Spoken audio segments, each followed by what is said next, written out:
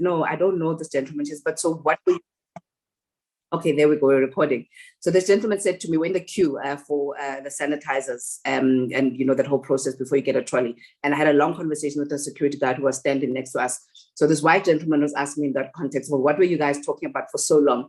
And I said, we were asking each other about how you are. As African people, we recognize each other's presence, different to what you guys do, where you can just walk past me, even though you can see me.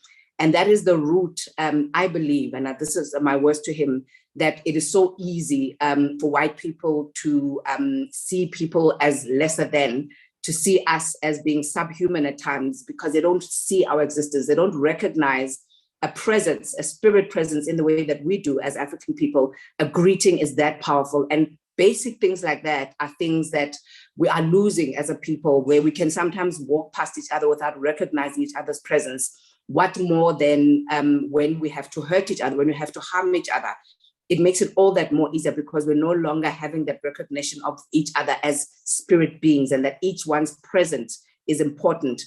So I've written a book very briefly called Modimo wa Kgorata. I wasn't able to load the 1-minute video that Masingita requested us to do because of technological challenges, and you're not allowed to laugh at me, Masingita. And the book is basically coming from a place of recollecting my childhood experiences, where I went to school for a year, being the only Black child in what was then a multiracial school. I got a bursary, to cut a long story short, and I ended up having to leave what was then Sub B. The people who were born in the 70s, 80s will know what Sub B is. I had to leave 2 months into Sub B and go to the school in Parktown, a Catholic school, a convent that was run by nuns. And in that year, as I grew older, I've just had recollections of emotional traumas that I experienced as a Black child, where nothing was familiar to me. The language was not familiar to me. My father was an English teacher, a very good English teacher, very passionate English teacher, but he didn't teach me English. He insisted at home that we speak Setswana, we're not going to speak English, even though he was an English teacher. But he was forced to teach me a few phrases a couple of days before I went to the school. The most important phrases that he taught me was to be able to say, may I please be excused, I'm not feeling well. May I please be excused, I need to go to the toilet. And also to, there were 3 phrases. Okay, he was very pedantic about how you pronounce words, because he was an English teacher. He'd say, there's nothing called a bird in the sky. It is a bird. And he'd force me to enunciate, and it's a bird. Your mouth must be like, it's a bird that flies in the sky, but then there's a bed that you sleep on. So those are the 3 most important things that my father armed me with to go into this environment. Experiences that I had that had me hurting as an adult, recollecting them and seeing how some of our children are still experiencing this in schools. I joined ballet, and they said we must buy skin color tights. I bought skin color tights, my skin color. When I was told that they were wrong, it was confusing to me. As an 8-year-old child, I'm thinking, but they said skin, because I asked my mom to read out what they mean.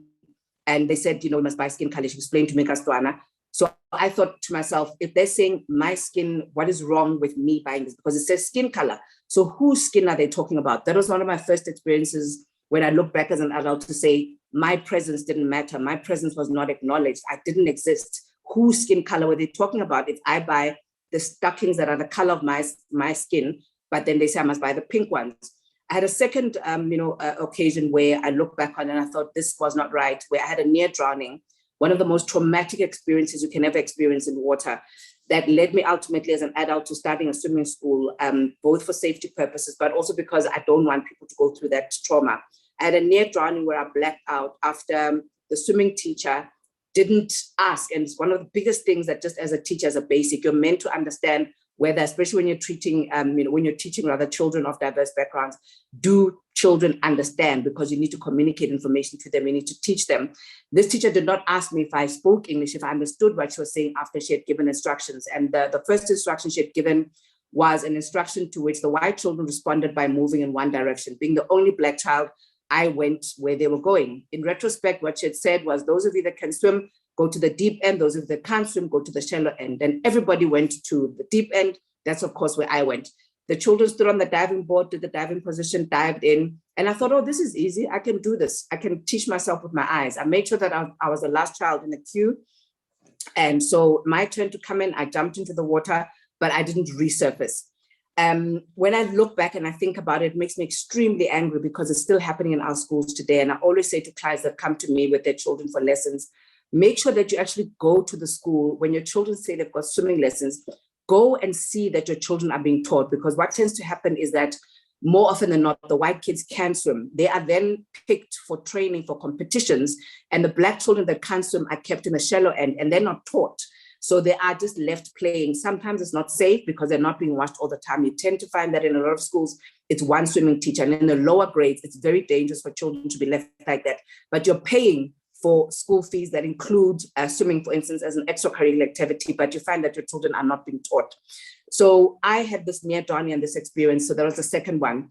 The third one was everywhere I looked around me, there were statues of the deities of the Catholics, with Mother Mary, with Jesus, any images, everything was lily white. So I didn't see myself. My existence was not acknowledged. I never felt that I was there. So I had to grow up feeling like I needed to be different to assimilate. I needed to get an accent. I needed to straighten my hair. My parents opposed it completely when I said I needed to straighten my hair. And they sat me down and they said to me, "You are Thabiso." They also taught me not to allow anybody to distort my name, that people must at the very least respect me enough to say my name properly. And as a child, it was difficult to understand how to do that because, of course, you didn't want to shake the boat. But as I grew older, I understood the value of that. And hence I wrote the book, my book called Modimo wa Kgorata, that's aimed at affirming children from a very young age from the home to help them navigate some of these dynamics that they then have to face in this foreign environment that a lot of our children are thrust into, not because of any other reason other than we believe, I suppose, that we're giving them an opportunity by going to the Model C schools. And I hope that as a people, we get to a point where we prioritize education as being our responsibility, not only to the schools, that as parents, we've got so much responsibility at home. And through conversations like these ones that we're having, can we begin that process at home where we are affirming our children about their skin color, we're affirming their children about their hair, we're affirming their children about the way they talk, we're affirming and healing our older generations, our great-grandparents, who have not had this opportunity to heal that Masingit was talking about, that we have neglected as a people. And I pray that, at the end of this process, we challenge ourselves to have those conversations within our circle of friends, within our families, about the critical importance of recognizing how the foundation and the structure of the Black family has been very, very intentionally obliterated. And we need to start rebuilding. It is important that we contribute to efforts to rebuild, as Masingita was saying, to heal. So that is me in a nutshell. I'd like to hand over to our first speaker. I'm going to say Abuti. Masingita, you can call him what you want, and you can refer to him however you want to. Abuti Malome Saul Khomozo Molobi as our first speaker. Aruhuiti Oman. Please introduce yourself and then start the conversation. Thank you very much, Thabiso, for that title that Masingita stole away from me and gave me the title of an uncle. I'm left with uncle, and he wouldn't be too impressed with me to hear that I've taken over his title.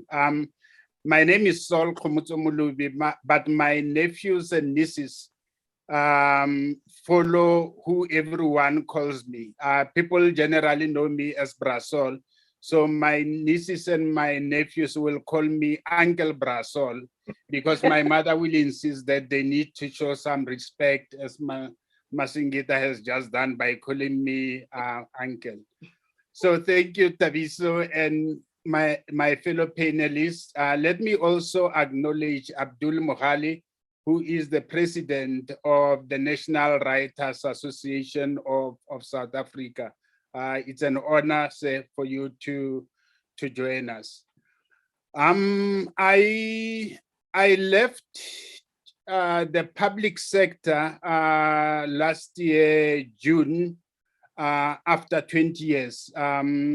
During those 20 years, I served either in government departments, as in the Department of Trade and Industry, or the Office of the Premier in Limpopo, or also in public sector institutions, state-owned entities like Telkom, Trade and Investment Limpopo, and most recently as a group executive for trade and investment promotion at the Gauteng Growth and Development Agency.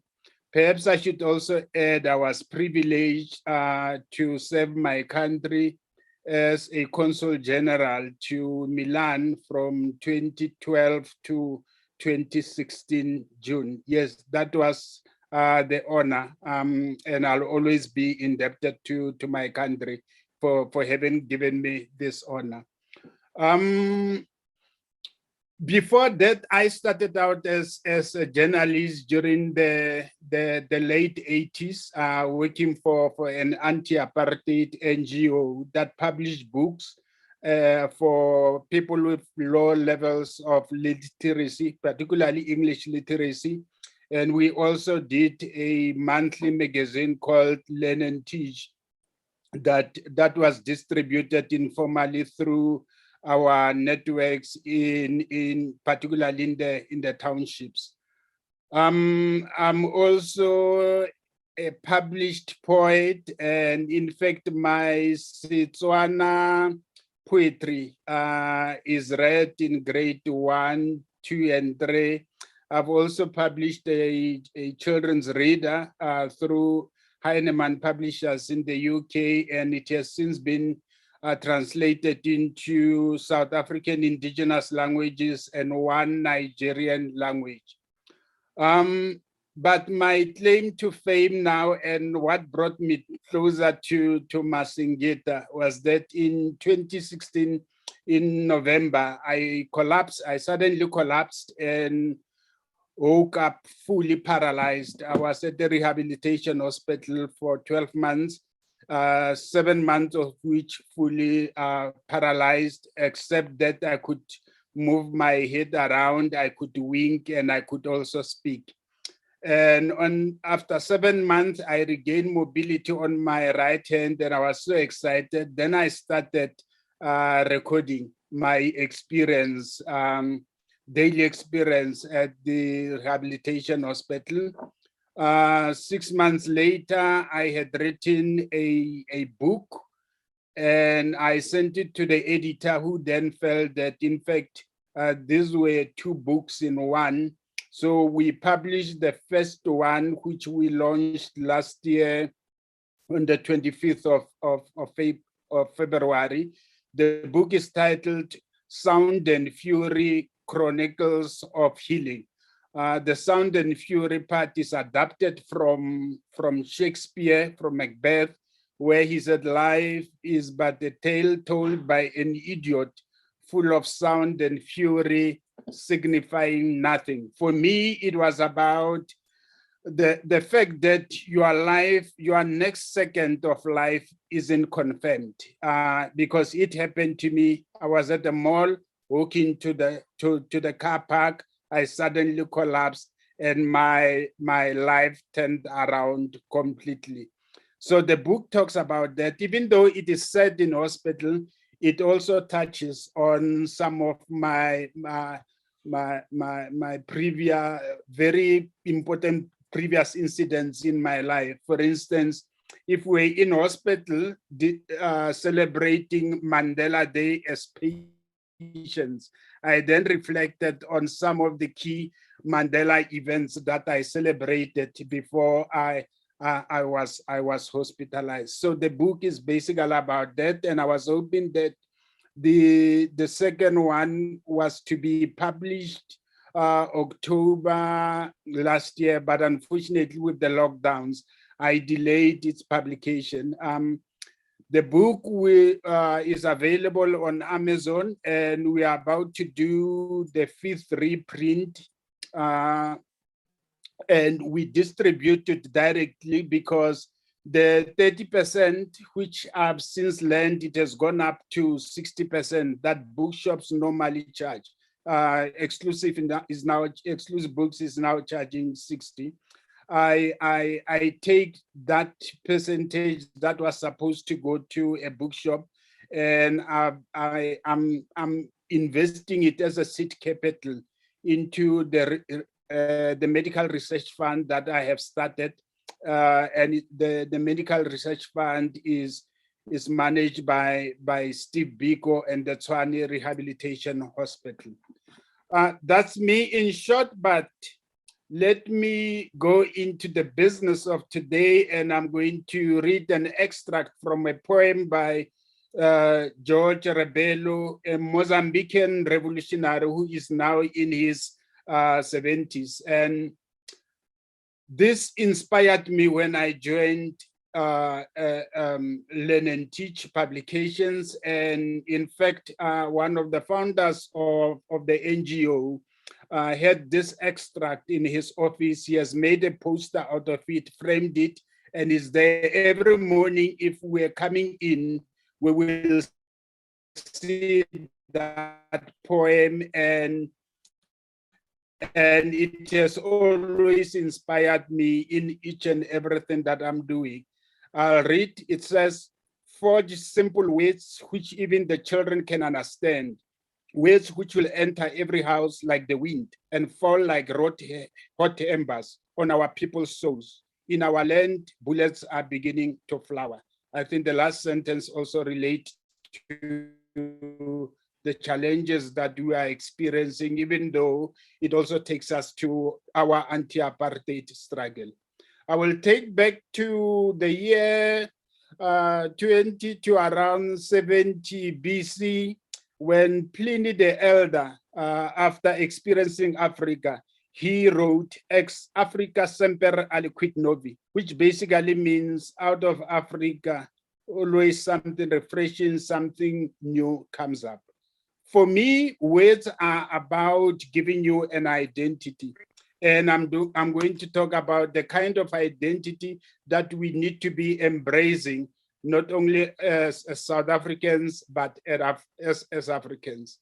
In 1906, Pixley Kaisaka in his graduation speech at Cambridge, gave a speech on the regeneration of Africa. He was responding to the 1884-1885 Berlin Conference that we are now dubbing the Scramble for Africa, that basically introduced colonialism and dissected Africa into the pieces it is today. And 1899, then Joseph Conrad came in, wrote his seminal work called The Heart of Darkness, that basically dubbed Africa as a dark continent, despite what Pliny the Elder had declared over almost 2,000 years ago. And then Pixley Kaisama said we needed to regenerate and unite Africa. He then began consciously an effort to forge a Pan-African identity. The ANC was formed as a South African Native National Congress, but later on it also embraced the Pan-African identity when it was renamed the African National Congress.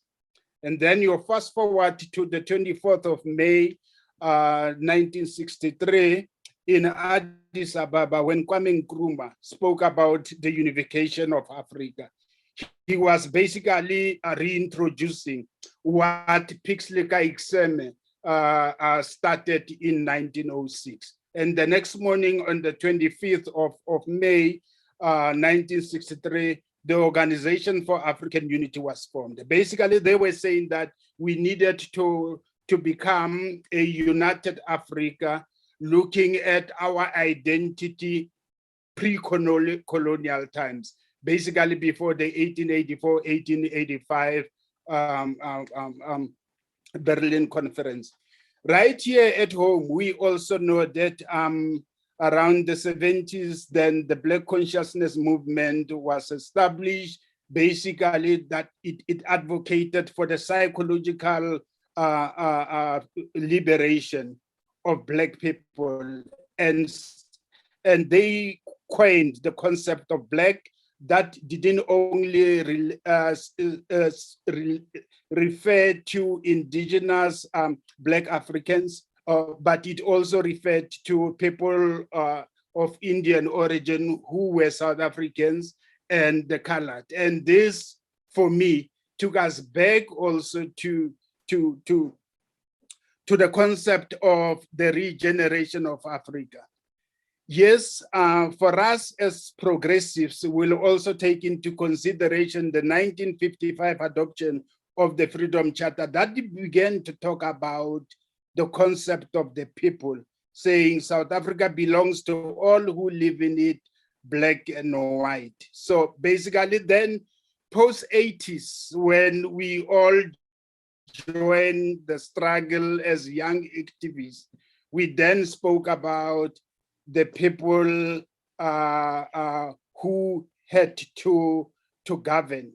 And for me, that gave a very non-racial character to our struggle, to say that the struggle isn't purely and simply between white and black, but it is a struggle about a South African people of all races who were united in their struggle against apartheid. Come 2002, President Thabo Mbeki decided to rebrand the Organization for African Unity into today's the African Union. I'm mentioning these events just for me to be able to say to you that history isn't coincidental. These things happen for a reason. I'm saying this because when the AU decided then to integrate Africa at continental level, after they have done a lot of work at the regional level, they then said they agreed into the Africa Free Continental Free Trade Agreement, which was then going to integrate Africa into one free trade area, the largest in the whole world, putting together 1.27 billion consumers, and with a combined GDP of 3.6 trillion US dollars. And then they decided that to pay homage to Kwame Nkrumah, the head office of the Africa Free Continental Free Trade Agreement Secretariat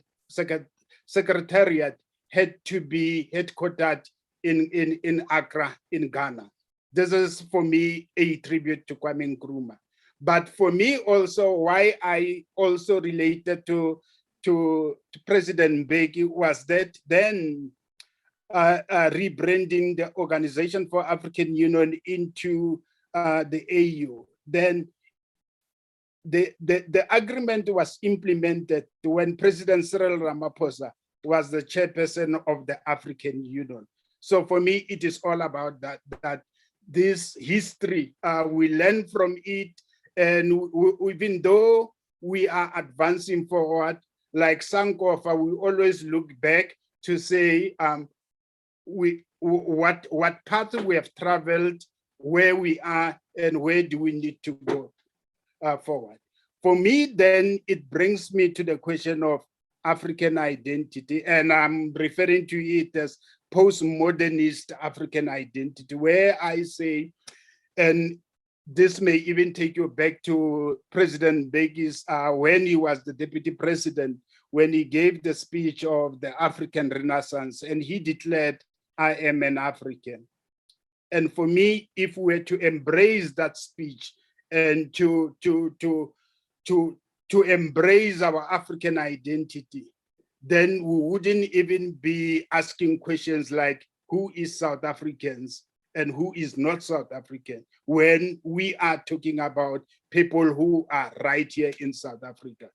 And for me, as our constitution also says, which is based on what the Freedom Charter said, South Africa belongs to all who live it, black and white. But beyond that, we go back to 1906 to say, in our effort to regenerate Africa, we've got to adopt a Pan-African identity. And I would say that our writers, you start with Saul Plaatje, you know, all legendary writers between the 50s. Then you look at the drum journalists of the 50s, and you look at Ntate Mazuki with Zonk magazine.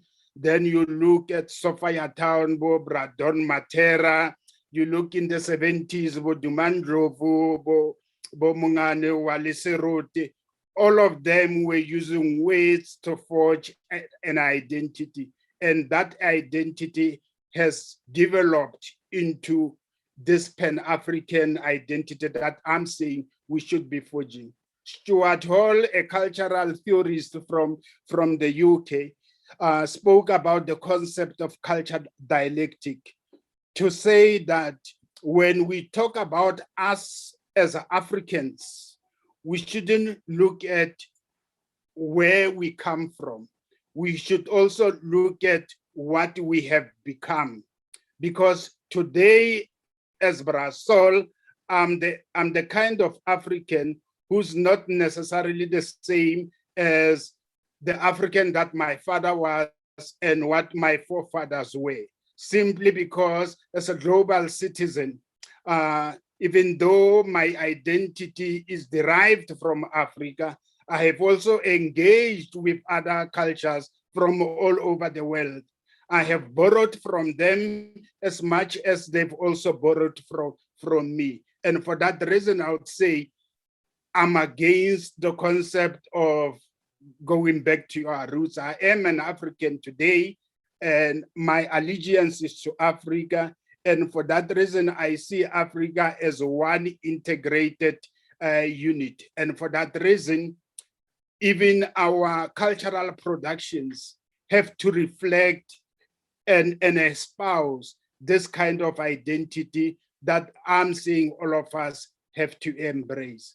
That's it for me before Masingita kills me, and perhaps I'll come in later. But perhaps when I conclude, let me read you what Ben Ogri said, especially it relates to the challenges we are facing. I'm quoting, he says, "The most authentic thing about us is our capacity to create, to overcome, to enjoy, to transform, to love, and to be greater than our suffering.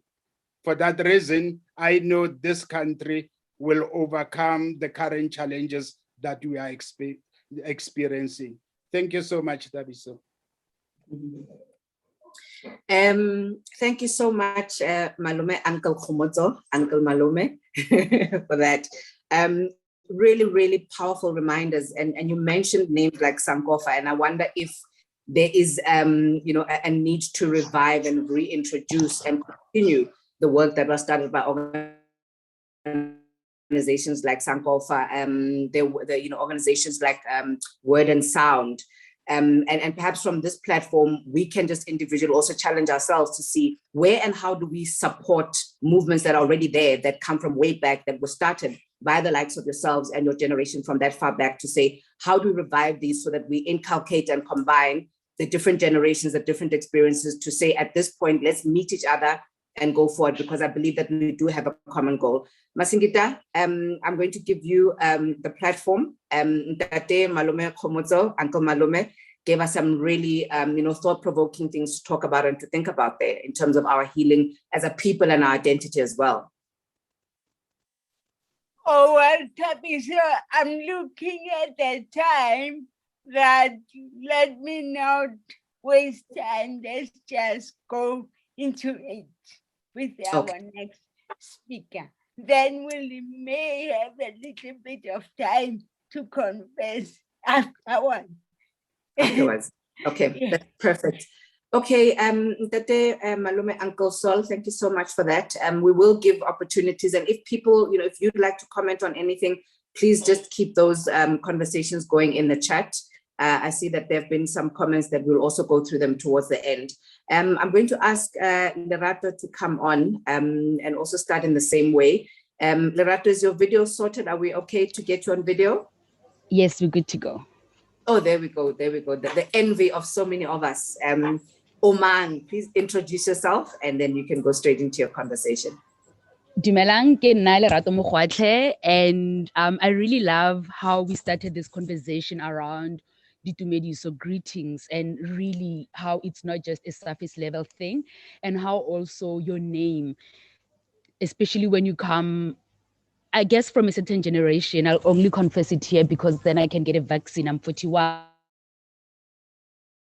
And I remember growing up in apartheid South Africa and always insisting to my mom, Mommy, I don't have any other name. Ke nna Lerato fela. You know, why did you just give me just this one name? And in particular, why don't I have an English name, right? I even nicknamed myself Caroline at school, which she shut it down immediately.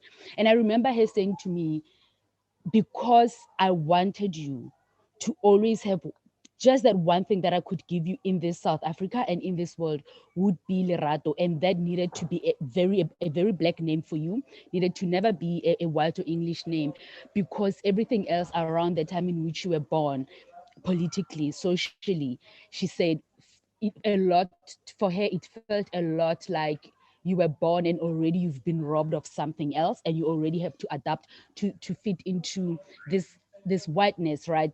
Into a white created society where you need to smoothen your tongue, where you need to iron out your hair, where you need to shrink yourself as a black person to exist, particularly in a public space.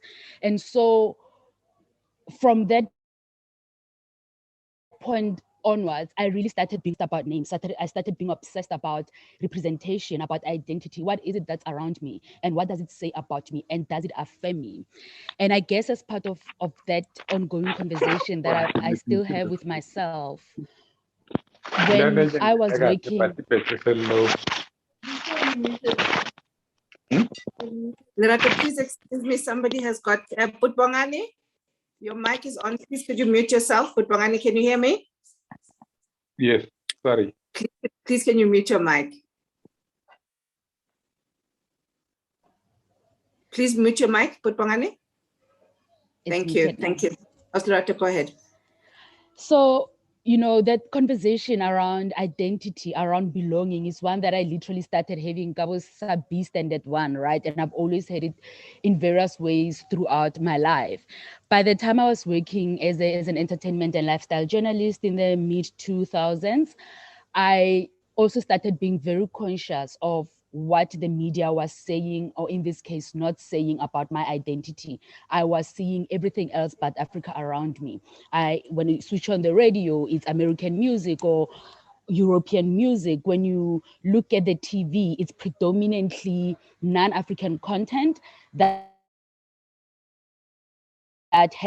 used to have primetime slots, right? And African content would just be just a tiny little bit, as if there's a quota that says, yes, Black identities can exist, but not beyond this point. Now, I remember being particularly upset that the SABC, I remember, had a series called Shakespeare in Mzansi. And I was quite mad about it because growing up, Shakespeare was always forced down my throat. I don't know how many Shakespearean plays I've had to read, and I'm sure they're good and on all of that, things that people say about Shakespeare's work, but it was force-fed to me at the expense of what really matters to me, of African literature, of work that speaks to Africanness and my direct experience as an African. So when SABC at the time had that Shakespeare in Mzansi, I kept on thinking to myself, but Africa has so many brilliant writers, right? And their work can be adapted into content. Their work can be uplifted. It can make it to the curriculums, and not just as John Gani, right? But everyone else's work can really, really exist. And then in asking myself that question, outwardly, I needed to turn it into an internal dialogue as well. Then I was saying to myself, but I'm a writer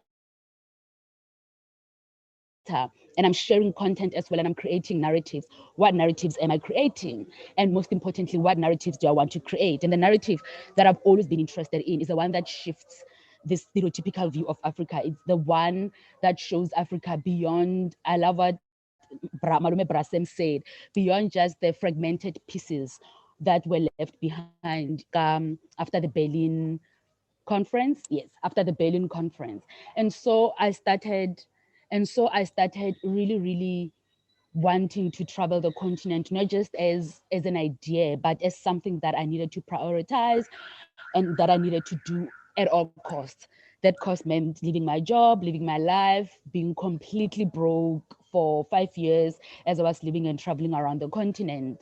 And the reason I wanted to do that and continue to do it is because I really think that to know ourselves, to be affirmed so powerfully and fully by our work that we create as writers, as musicians, as all sorts of artists and storytellers is important to our healing. And I often say to people, I've literally gone to places, and when I'm there, I complain that my soul feels cold. And everyone says, oh, you're dramatizing. What do you mean your soul feels cold? It often happens when I visit outside of Africa. And I say that there is, at a basic level, people don't greet, right? They greet you, hi, how are you, and move on. You can't necessarily approach a person and be seen as a human. It's just a transaction and so on. But even in Africa, it does still feel cold, and it feels cold in South Africa because I still feel alienated in South Africa on so many levels. But the level that always leaves me pained is the part where my blackness is at home elsewhere around the continent, but in South Africa, it is alienated, right? As an individual, I'm in a space to determine how I look, how I sound, and those things do not have any impact on myself. They do not threaten my livelihood. But even in my individual empowerment as a person, once I step out into the world in South Africa, my blackness is questioned. Basic level, I've had people coming to my apartment and saying, can I speak to the madam? Outside of me, we see how our heritage as Black South Africans has been reduced to one day that has now been rebranded into Bride Day, and everything else that happens on Heritage Day. Wear your traditional clothing or carry yourself how you choose to versus being dictated to. It only exists as a gimmick on that one day, because outside of that one day, if you carry yourself like that, you will be kicked out. We've had a man kicked out of the Gautrain because he was dressed in his traditional regalia.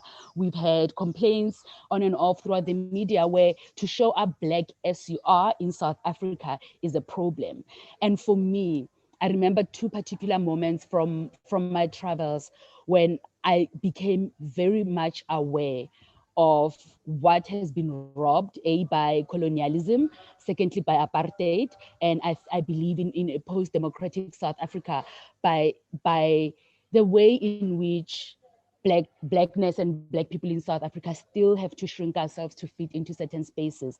When I was in Tanzania on a random day in Dar es Salaam, vibrant city center, it's busy, it's the business district.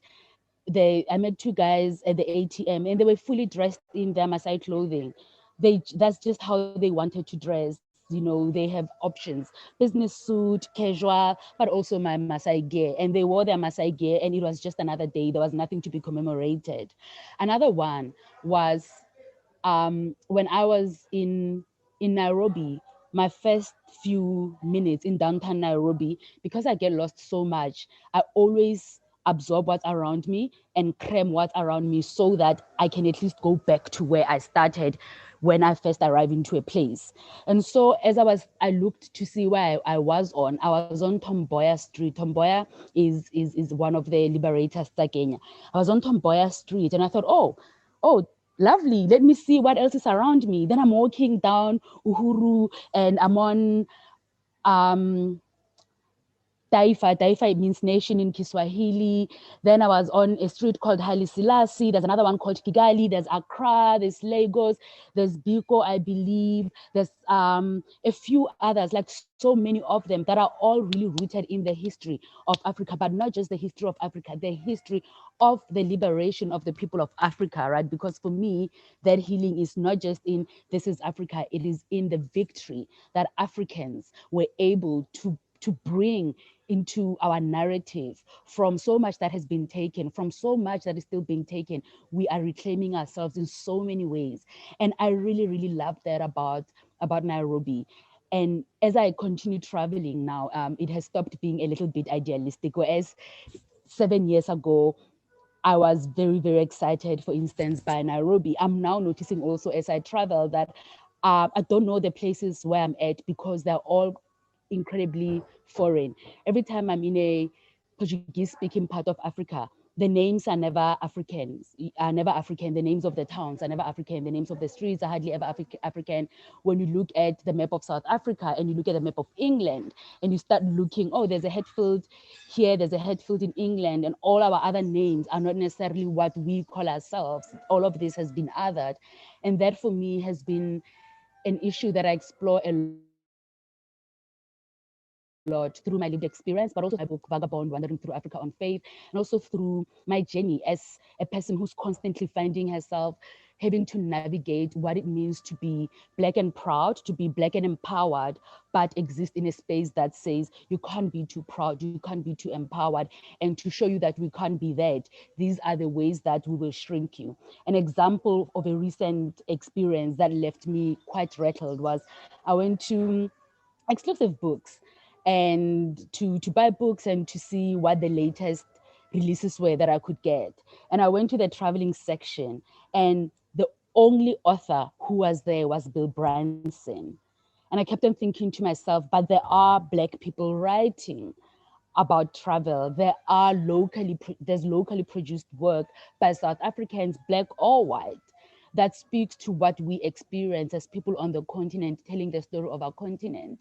And it really, yet again, highlighted to me the importance of having very upfront conversations and very uncomfortable conversations about identity, about what was taken by colonialism and apartheid, what is still taken by patriarchy, and most importantly, what we can do radically to regain that sense of identity. And I think I'll stop here because whenever I think about what it means to regain your identity and to assert yourself, I think about Tando and about how he will take, particularly as a Black African writer in a South Africa that says you do not necessarily belong. We only welcome one of you one at a time, and you only determine just how far you will go or just how big your work can be, right? And so our healing has started, but long way to go. Thank you so much, Oslerato. I can relate fully to you about the name issue because I also had that conversation with my parents.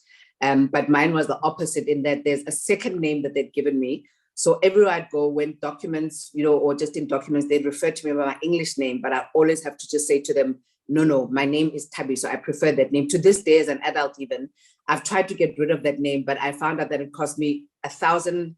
I think they said it charges me 1.7 to get rid of the English name. I can't relate to it. It means nothing to me. So the name issue is a critical one that we also need to revisit as a people.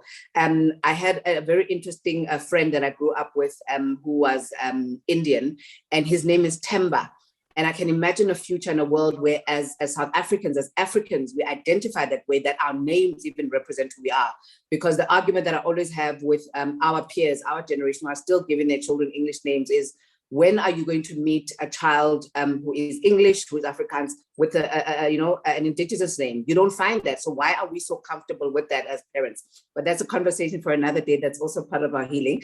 We're going to take a quick break with an audio visual that Masingita has prepared before we go to introduce our next speaker, Tando. Is the audio visual ready? Singi, is the audio visual ready?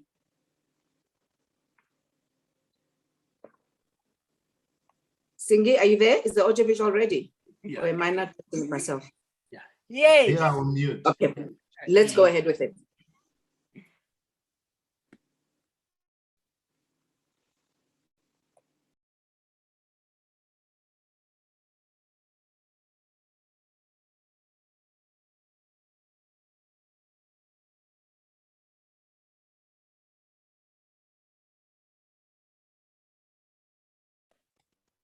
Okay.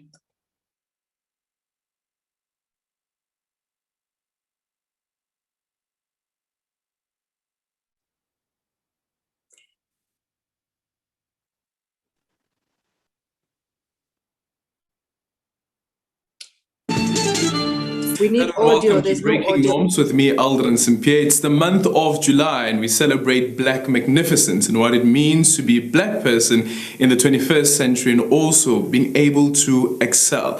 And to help us delve into this issue is the Emperor Haile Selassie, who's joining me in studio. It is a great honor to be with somebody who was part of forming the Organization of African Unity. Can you take us back to that moment, first of all? Well, Adrian, as Africans, we always believed in the spirit of Ubuntu. I am because you are. And unfortunately, one of the most powerful tactics of the enemy was to divide us, because they knew that united we stand. As the African proverb says, a spider web can kill an elephant. And even those who climb mountains, they will tell you, you cannot summit. It's impossible to summit alone. You need collaboration. Tell us about the program. It's been a busy month, the month of July, and also speaking about how do we elevate that conversation around Black excellence to the programs that we have. Well, the Above Normal brand will be running a hybrid program with different stakeholders. You can go to our website. We have a month where we say, let's buy local. This month, let's buy Black. Let's support Black people. Let's hire Black. Yeah. If you buy from the street vendor, don't ask for a discount in this month. Emperor Haile Selassie, I can tell you this much. I will be buying Black this month, and also I will be expressing my confidence in Black excellence, and you do exactly the same. Remember, this is Breaking Norms with me, Aldrin Simpier, as we celebrate Black magnificence in the month of July, disrupting the status quo, one bulletin at a time. Masingita, I suggest that we cut that audio and if you can just briefly summarize. Masingita? I think there's a network problem with that audio visual. I suggest that you summarize.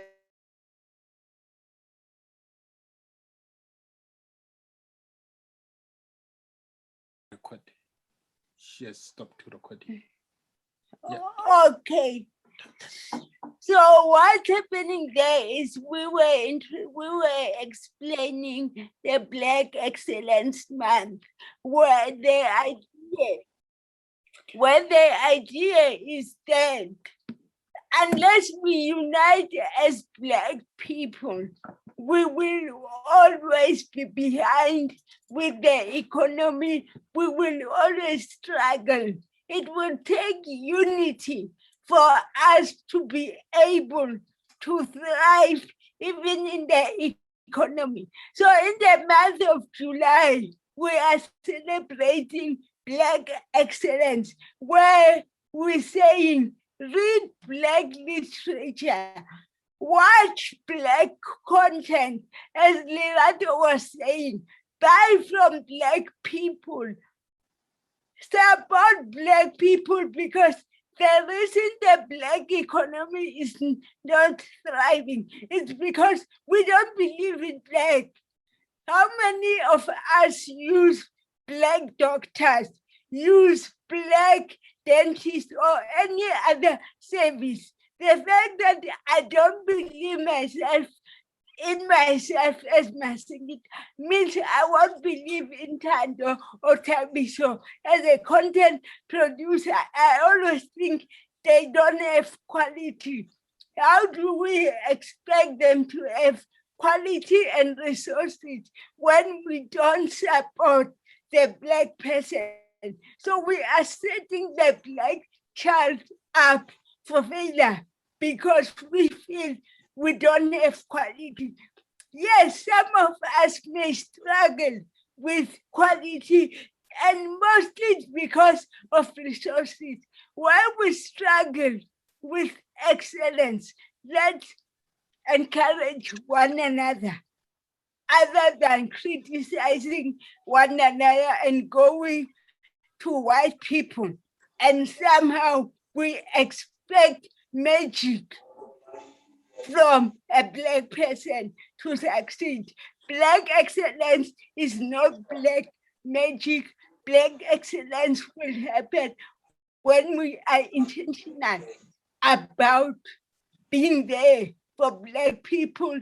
You remember the FUBU brand, for us, by us. We need to also do that, do things for us, by us, so that we can build our own economy. And I'm not saying we shouldn't be a country that's diverse, but diversity starts with believing in yourself. That's really, really powerful, and a challenge to us, I suppose, to also look at why it is that we find it so easy to be aspiring to get our hard-earned money, but then we spend it outside the country with your Gucci's, with your Louis Vuittons. We need to introspect about things like that, that there's nothing wrong with getting those things, but how much are we giving? Are we buying enough of Mantua? Are we buying enough of Makosa? Are we buying enough of those so that our children know that whatever line of work or whatever gifts that they have will be supported when they grow up? What example are we setting as this current generation? Thank you for that very powerful reminder. We are aware of time as well. I'd like to hand over to Butando, and I'd like to apologize that the spelling on your poster of your surname, we left out the last, the N and the A of your surname. Apologies for that, Butando. Please go ahead. Ngubani, Okabani, introduce yourself, and then please share what's on your heart and in mind. Well, thank you so much. I really appreciate the opportunity to be part of this this conversation. In fact, the first thing that I wanted to say is that before I can even speak, I feel like this is complete. This experience is complete on its own. I feel like everything has been said. So I don't know how much time I have, and I'll try and squeeze everything in. My name is Thandom Golozana, and I live in Cape Town right now. I am a novelist. I like to be identified as a novelist. I have 3 novels that I've published so far. And I'm also a festival organizer. Some people here may be aware of Abantu Book Festival and some other things that have been mentioned here, like screenwriting and so on. So that's who I am. And maybe I should quickly mention how I came to be part of this conversation. Lerato is a fellow writer. We know each other, and we are working together in some other project. And when she became aware of this, she thought that I should be part of it. And I'm really grateful for your recommendation, Lerato. Maybe I want to just do 2 things, because everybody has spoken so volubly, and so I need to just shrink whatever I wanted to say so that we don't run out of time. Firstly, I'm amazed by the idea of Black people, 25 Black people right now sitting together, having a conversation around literature, around storytelling. I would promise you, like 5 years ago, 10 years ago, this is not what was happening. For us to have conversations about literature, we needed to go into the white spaces. We needed to go to those festivals. We needed to wait for those book launches. They were not happening amongst ourselves. I don't think we even trusted that we could organize ourselves in this way. Yeah. So I'm really excited to see something like this happening so naturally. And I think that we just need a lot more of this.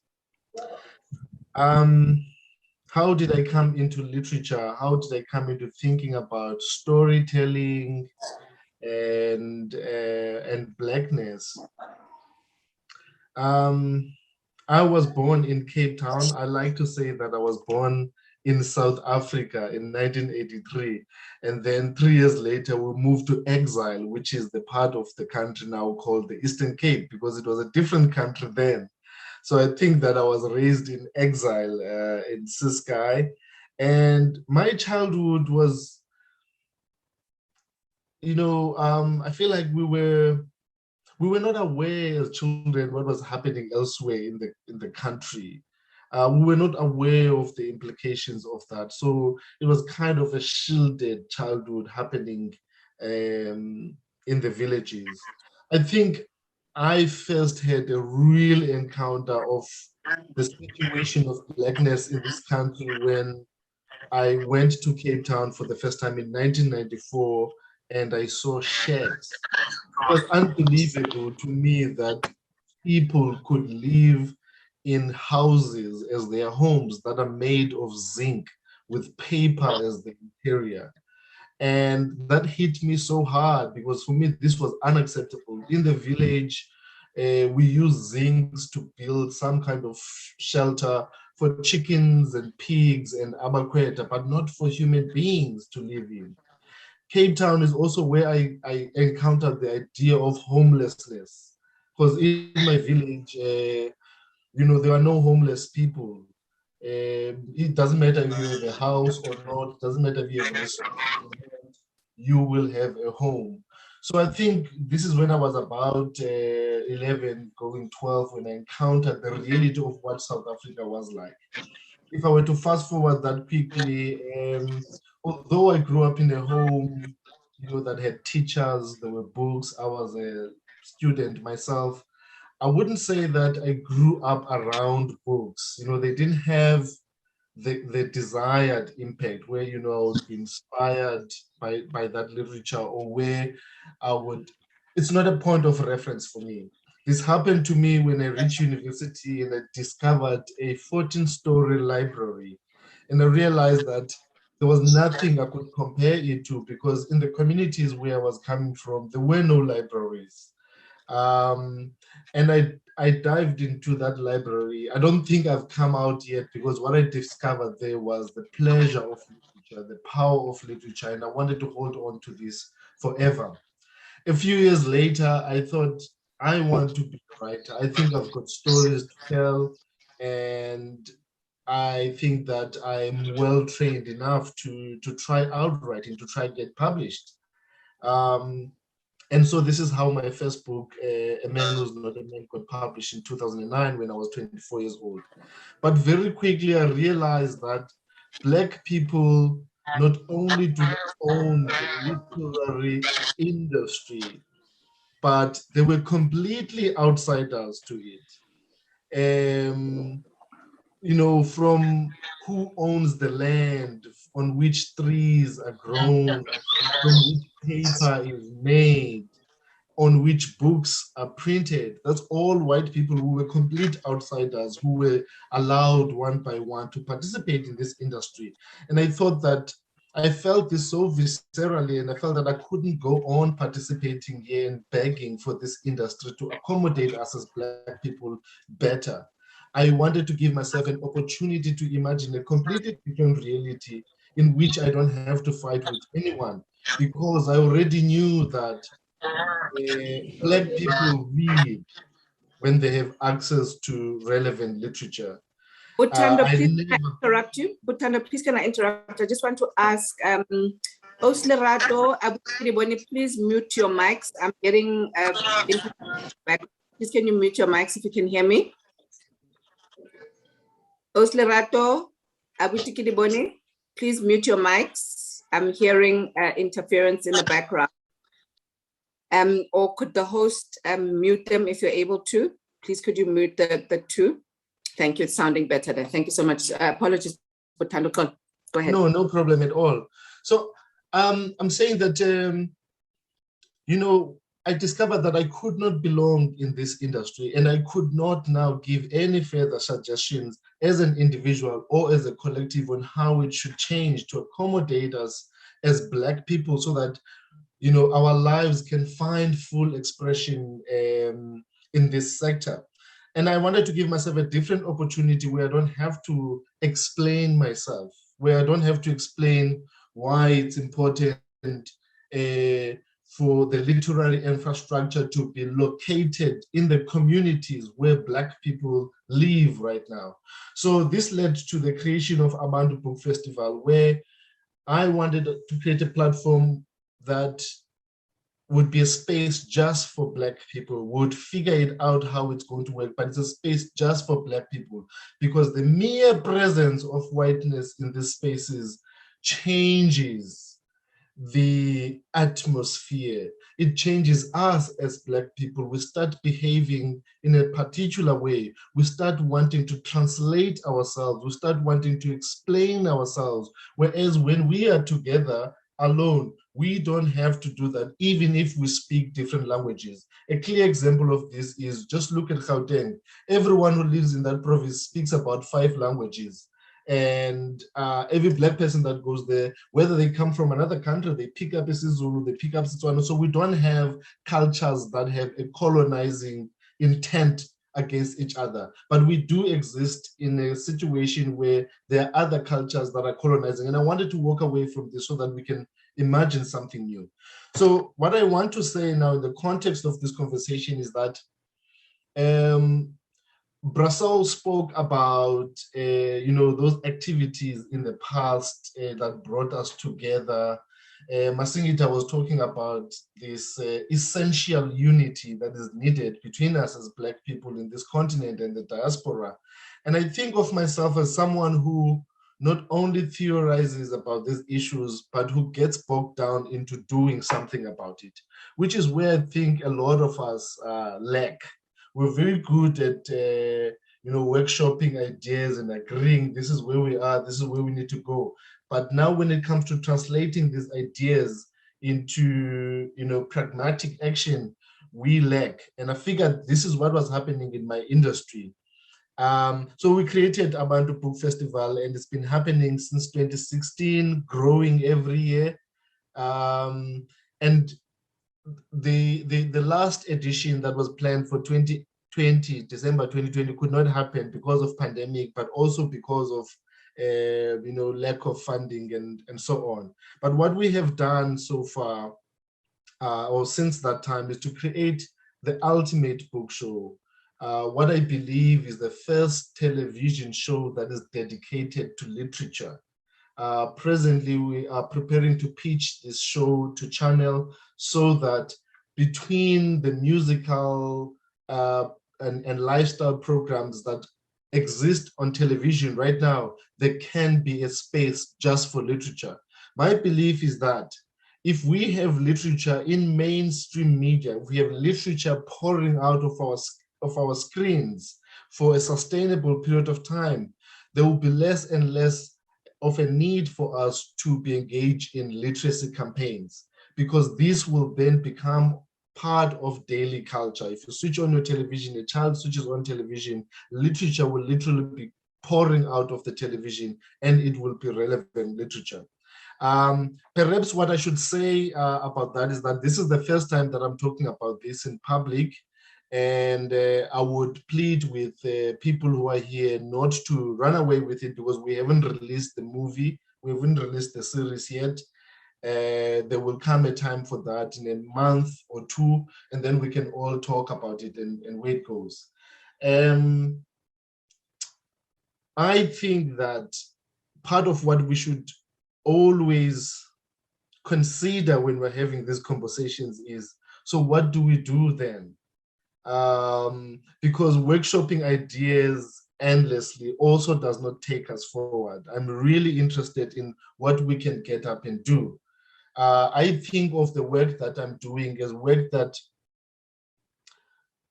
is work for the future, as a work that I think Masingita was talking about, creating the country that we need. I think of something like Abantu Book Festival and the Ultimate Book Show as as artifacts and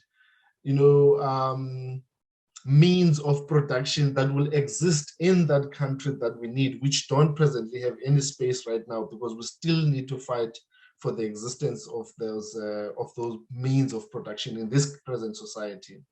So I think I should leave it there, and let's see if there's any questions. I'm afraid we might be running out of time.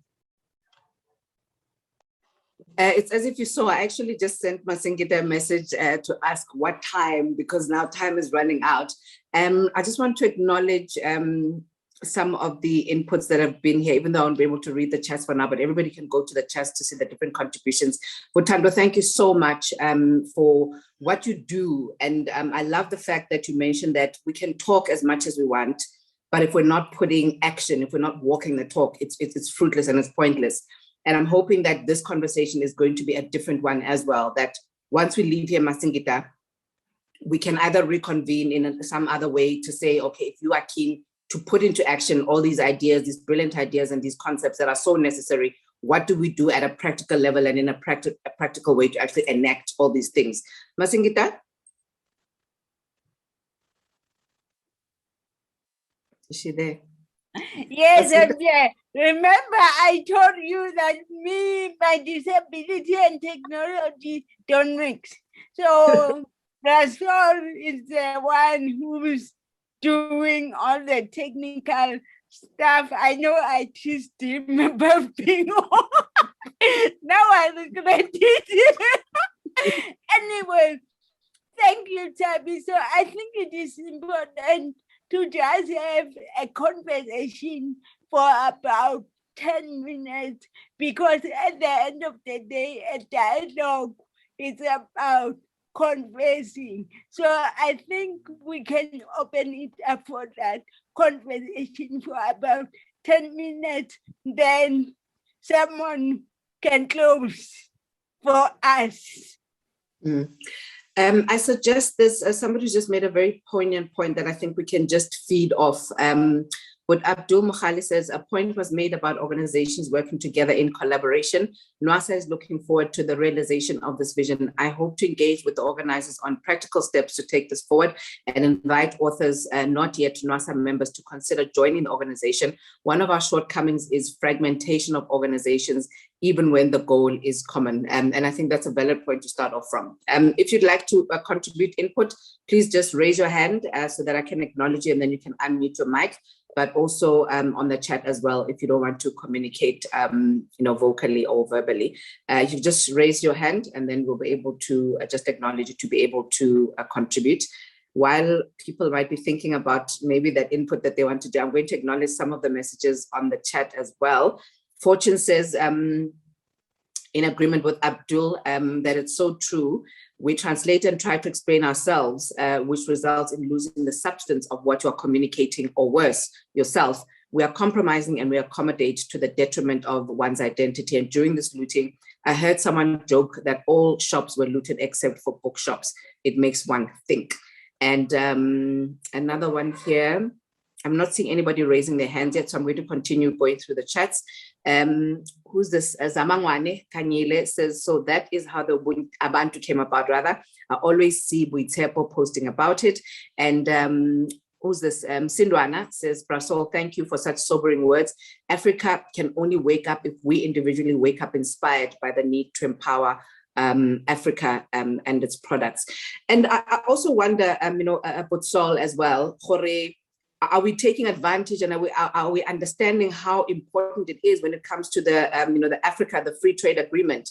Are we also realizing the importance of, as you said earlier on, just our Africanness and collaborating not only locally but continentally and taking advantage of where we're at? Can I jump in quickly before Brasol comes in? Go ahead. Because I'm just realizing in a hurry, I left out some important things, but it's something that is related to your question. And what I want to say is that,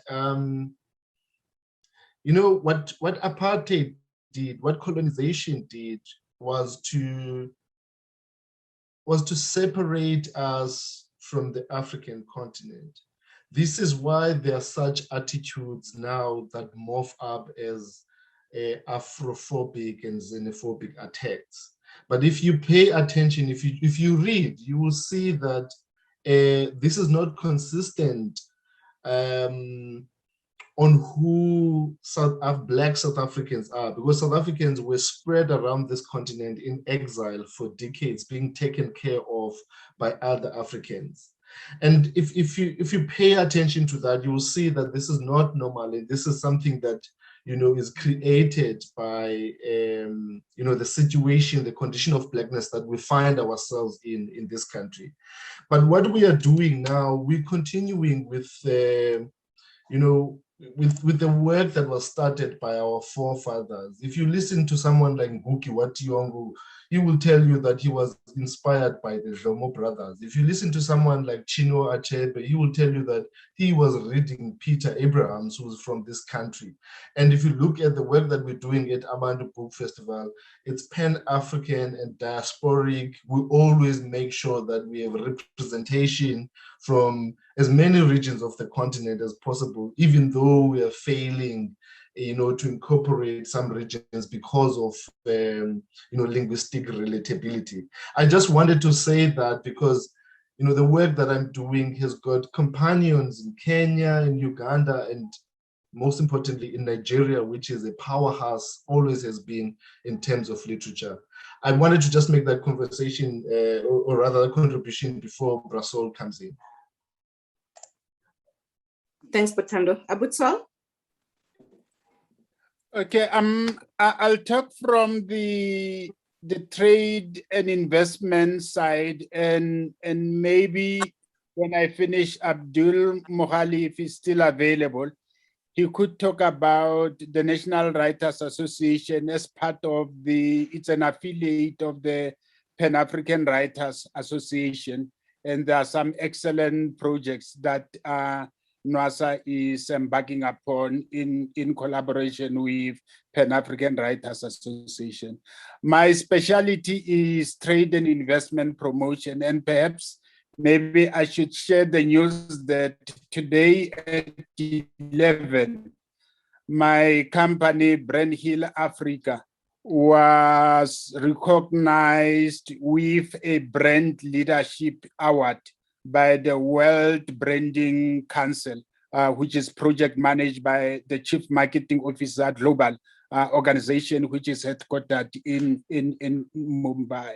So it's quite a big deal for my team, particularly since we only started last year in January, and our specialization is on the Africa Free Continental Free Trade Agreement.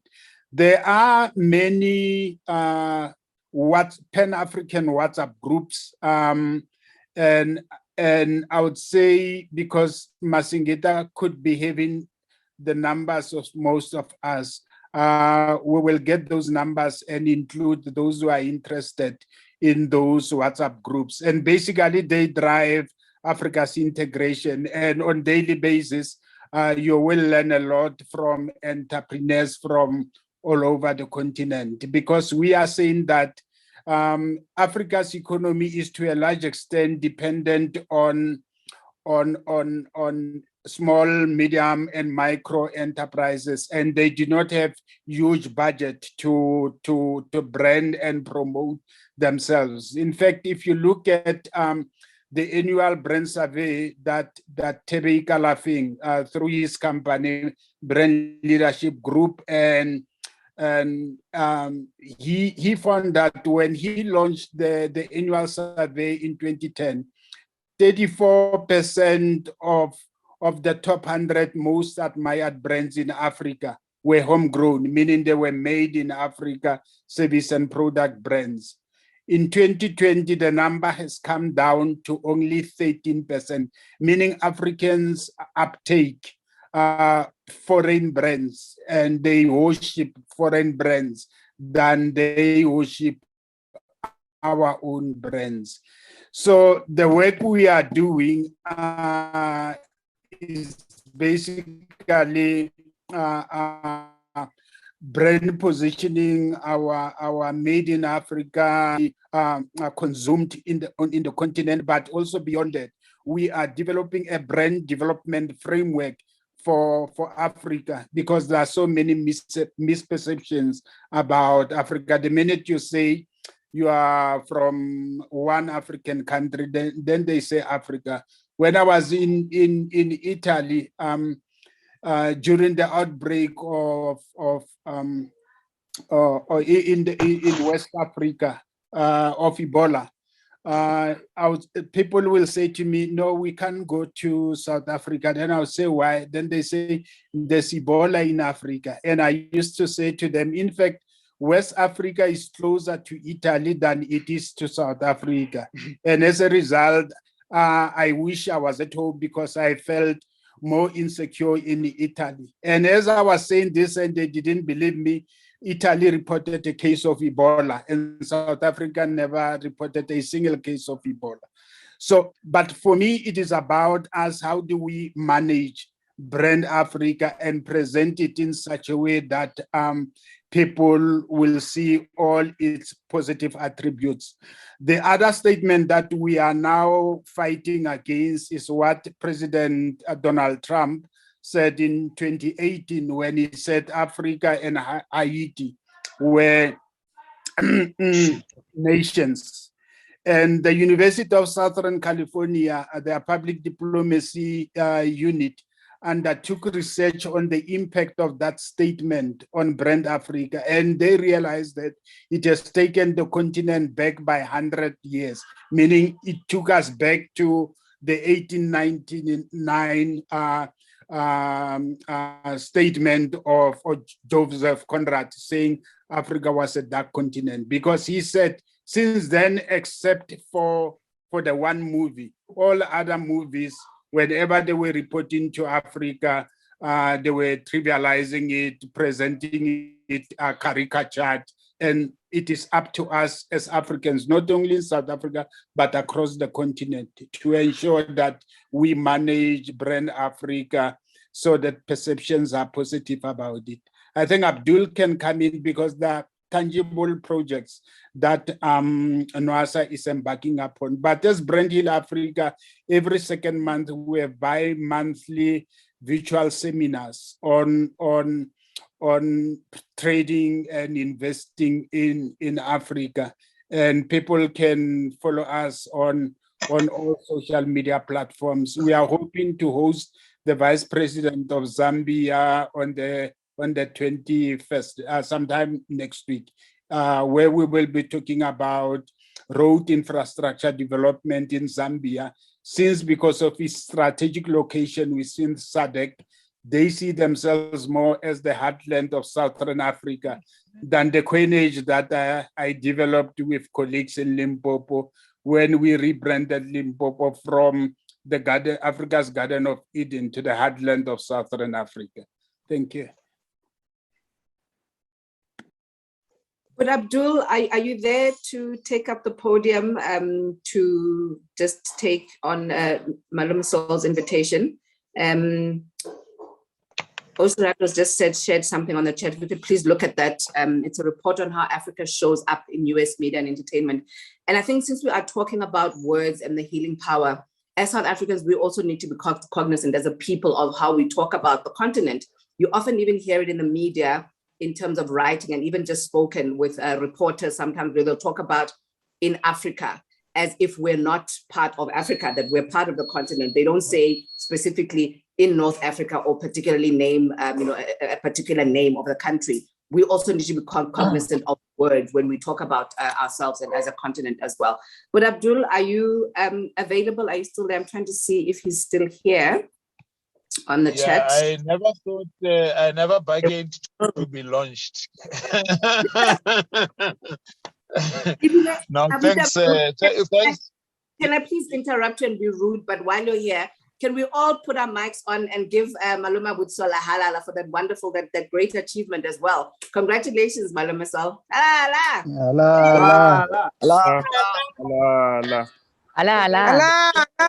Ala. Yeah. Thank you so much for that. Just needed to acknowledge that.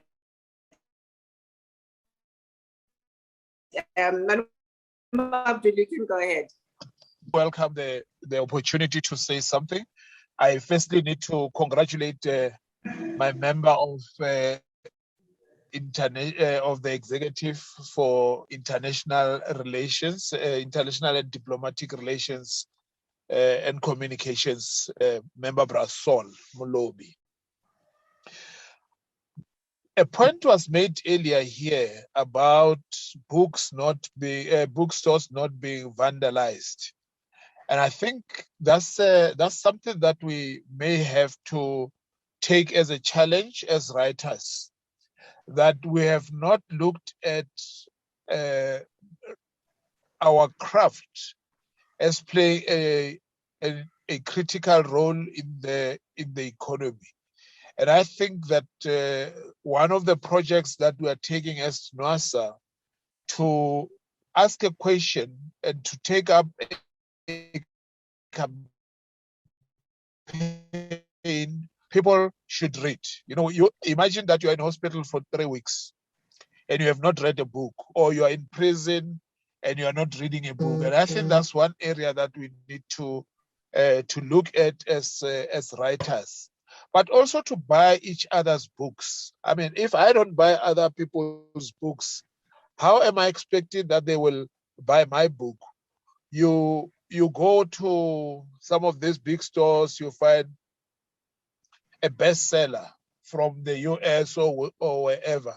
And that's because their corporates have supported that book even before it came to the shelf. So I thought, let me raise that point in response to the point that was raised. NASA is part of is a Pan-African organization, which is non-partisan politically. We are an affiliate of the Pan-African Writers Association, with which we are engaging. I participated, I think, a month ago in an engagement with, Ngungi wa Tiongo, and it took about 3 hours of engagement organized by Power, and it was such a powerful engagement. So I want to also invite you to look at the NASA Dialogue Forum. It's on the WhatsApp group, to find some of those engagements. There's one that is coming very soon with other authors across the continent, so that we are not just looking at ourselves here as a continent. And I'm worried that when I participate in those platforms, South Africa is lacking. The last one, we were just 3, myself, one of our members, I saw her here, Rose Tali, and the SG. So I think that we need to do that. Yesterday, the Pan-Africanist Writers Association Secretary General gave me a call. There is a poetry award that is being launched in the name of the late Secretary General Atukoi Okai, and they requested that I provide a name from South Africa of a person who will be a judge on the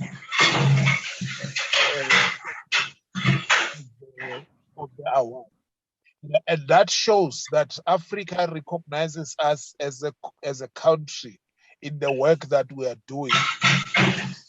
But the point that I brought earlier about our fragmentation could become our weak point, because you would find that you have a NASA which does not have the best of brains that exist in our country. So I thought that's a very important recognition from the perspective of Power to South Africa.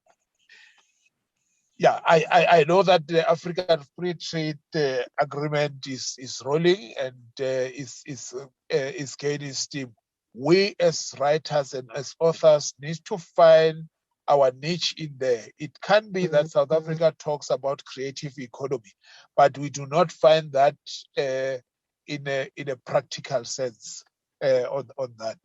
So I thought that maybe that's what I can say at this stage. But most importantly, to congratulate Brasol. I see your work outside of NASA. I see the work that you are doing, and the recognition that you got this morning should not just be your celebration. It should be our celebration as a country and as a continent. Thank you very much, colleagues. Thank you so much, Abdul, for that. I just want to acknowledge this response from Rose, saying that the point that Mr. Abdul has just made about putting books in hospitals and prisons is very important. In 4 ways, we have the police-church partnership through which we put books in 7 police stations. When people are in police cell, they're at their lowest point in life. A good book can change their perspective on life. That is a very powerful point. So we don't have much time left. We literally have 10 minutes. May I please ask that if you'd like to get a recording of this, please put your email address in the chat box so that we can record this, and then we'll arrange to get the recording to you of this conversation. And I'd like to just pose challenges. Those of you that are parents, those of you that are in the education space, what are we doing as well to challenge our government? I know, Abdul, that Minister Natim Tetwa spoke at the launch of NWASA, and I remember then Deputy President Khalima Motlanthe also spoke. Why is it that we still have, one language or 2 languages as being compulsory in schools in terms of literature? Why is it that we still have the Shakespeare that Lerato was talking about when there's so much literature that's being produced locally that our children can benefit from as set works? Why is it that we don't have enough of a budget? And if not the budget from government, from the tax coffers, why are we not having corporates that are coming on board to make sure that our schools have libraries? Can we as parents, through SGBs, through the parent associations, in the different spaces, can we challenge the status quo? Because if we start this culture of reading at a very young age, can you imagine what kind of nation we can build, as a continent? And I know that we're lagging behind in South Africa. In the townships, very few schools have got libraries. Primary schools don't have libraries. So that's a challenge that I'd like to pose to everybody that's here. Masingit, I'm going to hand over back to you. I'm seeing those email addresses that are coming in. Thank you for those. To wrap up for us, I know that you said we needed a bit of comic relief. Is that still available, Masingita? Can I make a request to you, sister? Sorry to interrupt you. Yes. I have a presidential flagship project, which I want, especially those of you that have a link with corporates, I want to take libraries to villages. Not expensive structures, 2-3 million will work. We put libraries. I mean, how many of you come from villages and can tell me that they have seen a library in the vicinity of their villages? Or do you have to travel kilometers and more? And that's a project that I am driving as a president of NWASA. And those of you that are interested, you are free to engage with me, either through Brasol or directly or through NWASA. That how can we make that possible? You can say, in my village, we don't have a library, but I have a company that we can talk to for corporate sponsorship. As we do that, we will buy books from our own members. They will be in those libraries and they will be sold. Not only do we have to put books there, but any book that you write should make an economic reality for you. Not that when you are dead, government comes and they spend 5 million to bury you, and the following day your family is still struggling. Thank you. Can I make an undertaking? We will definitely need a full conversation. I don't want to rush you. So we'll definitely have a full conversation offline about this. And I think you need to partner with an organization like Literacy for Life. And there are these organizations that we can pair you up with and partner with. We will definitely have that conversation. Thank you for raising that. Sis Masingita, are we still having the comic relief that you mentioned? Has everybody put down their email addresses there in the chat as well? I'm seeing them. I hope that everybody has, because we're going to run out of Zoom time. Masingita? Okay, we have, yes, Kiriboni is here. I just want to read something quickly as a closing comment so that when Kiriboni finishes, we are done. But please, let's support Black Magnificence Month. It's a month of July. Let's buy black. Let's read black. Let's hire black. And let's do things together as Black people. There is something that Steve Biko wrote from his book, I Write What I Like.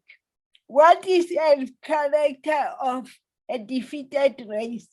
A race that brags about expensive clothes that they wear that are produced by another race. A race that brags about cars that they drive that are manufactured by companies owned by another race. A race that brags about their houses that are financed by financial institutions owned by another race. A race that takes their kids to school to be taught by another race. A race that will celebrate their wedding in the style of another race. A race that is fully adopted language, that there is a fully adopted language and religion of another race. A race that will hate each other, defending another race. A race that will get excited to work for another race.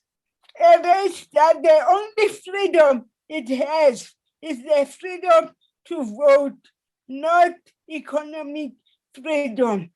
A race that will kill each other just to have political position and be in office, not be in power. A race, a defeated race. It's that race that is in my but its survival relies on the minority race. Then are you part of the defeated race? Thirdly, I am. The first step, therefore, is to make the Black man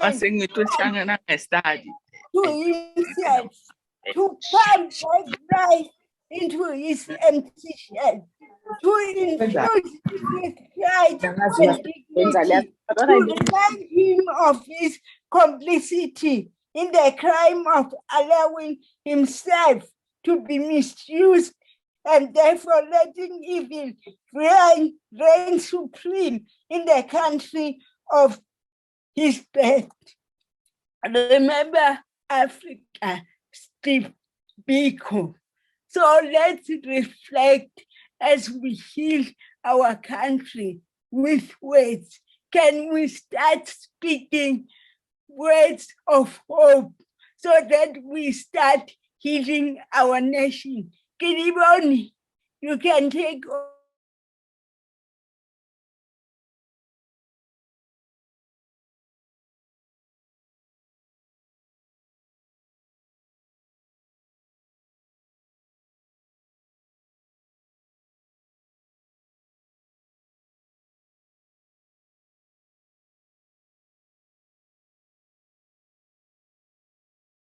It's cold, but to Woolies workers, this is normal weather. Because Bona, because Woolies is cold.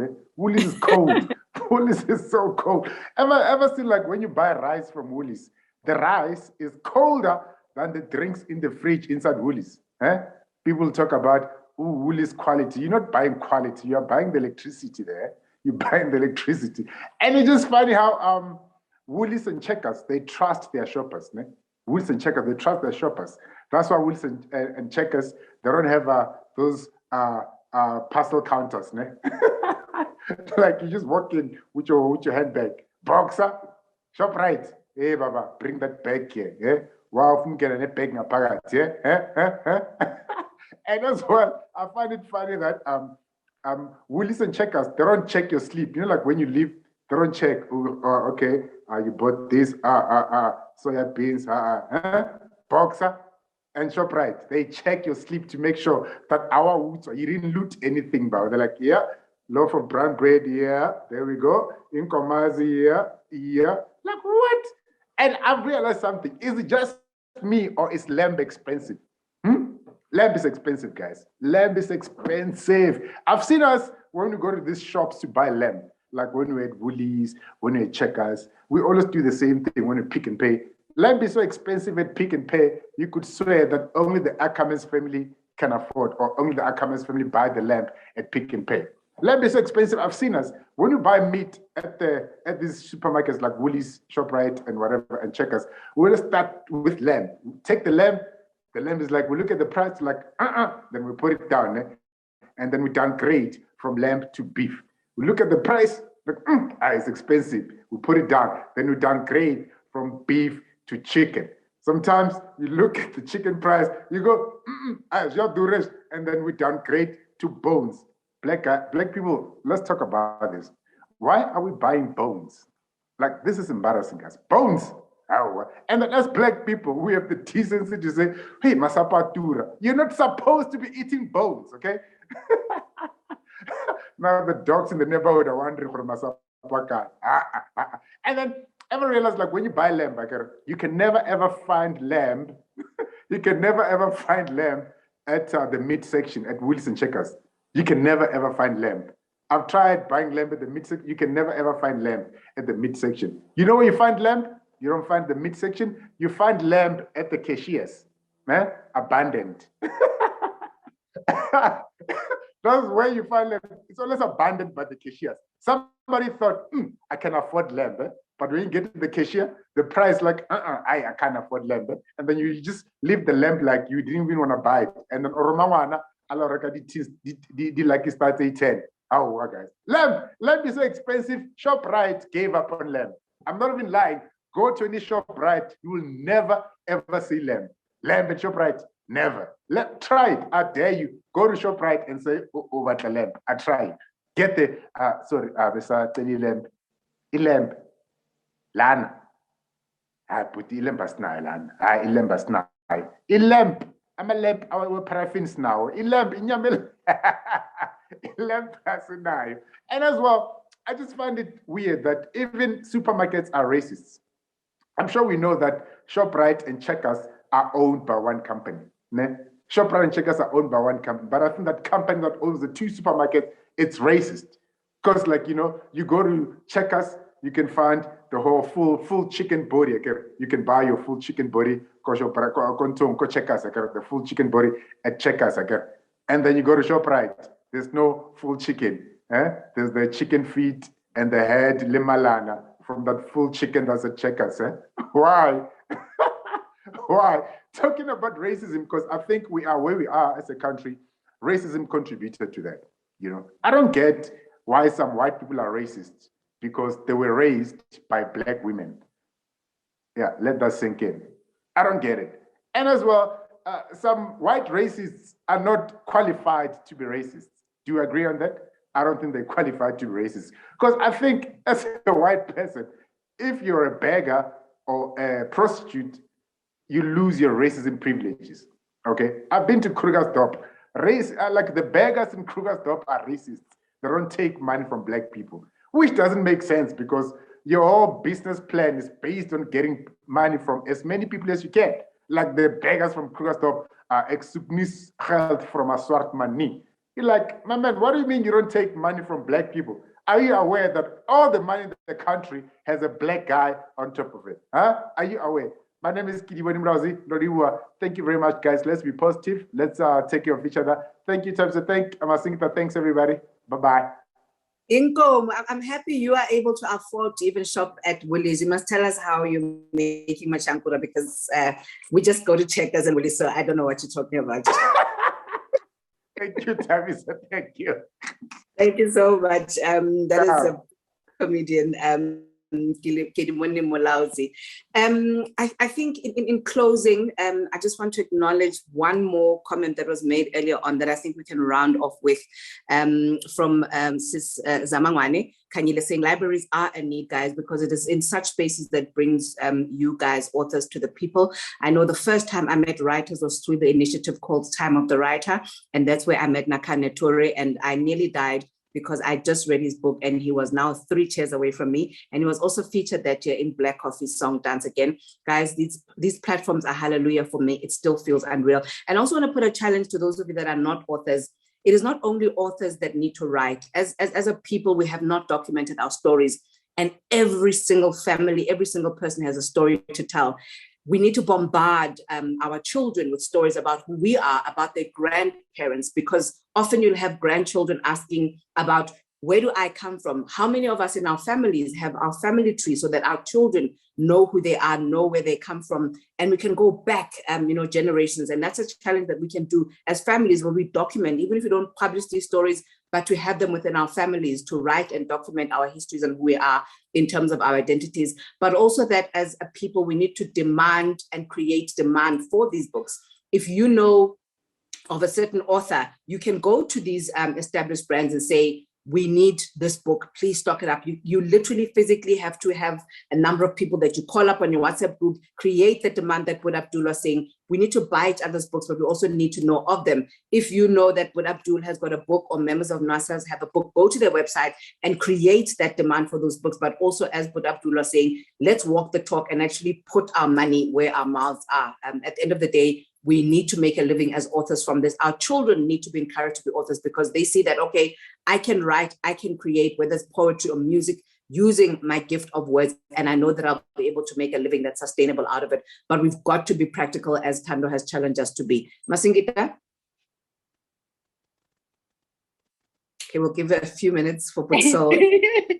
Thank you, Tabitha. As I said, let's continue to support each other. Let's continue to lift each other up. And as I said, Thursday, let's make Thursday the Healing Word Day and uplift this country with our words. Thank you very much. Thank you to all the speakers, and thank you to everyone who attended.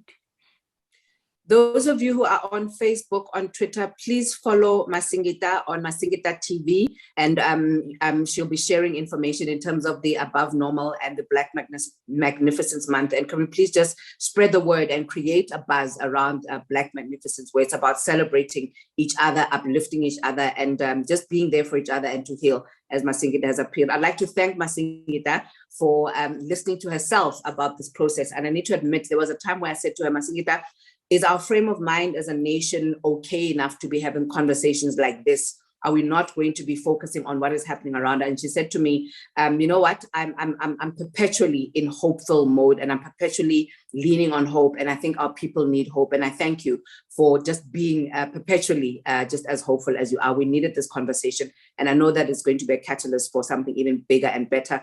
But Saul, Osnerato, Butando, who's gone already, Osnerato who's also left us.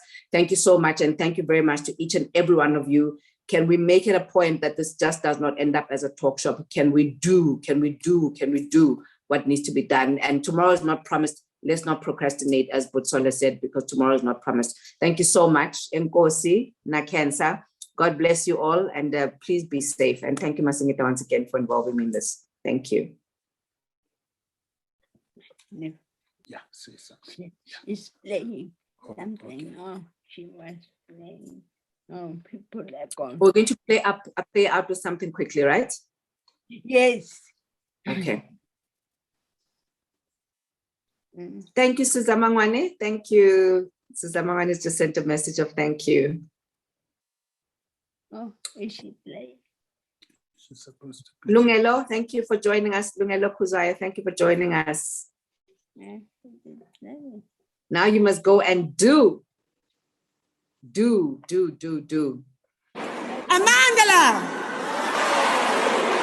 Amandala! Amandala!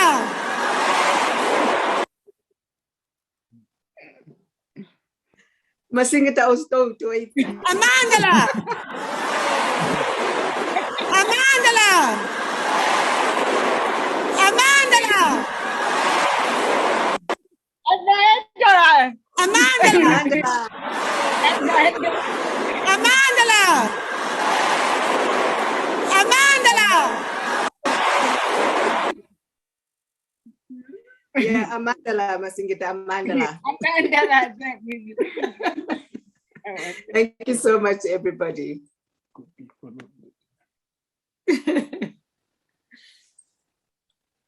Lungelo is also just as silly. Away too. Yes, the way to, away to. Away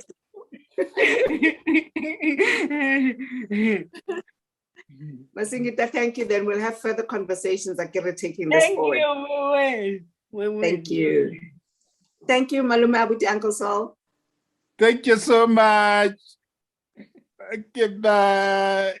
Bye-bye. Masingita, don't forget, don't leave the meeting so that the recording can be captured. Okay.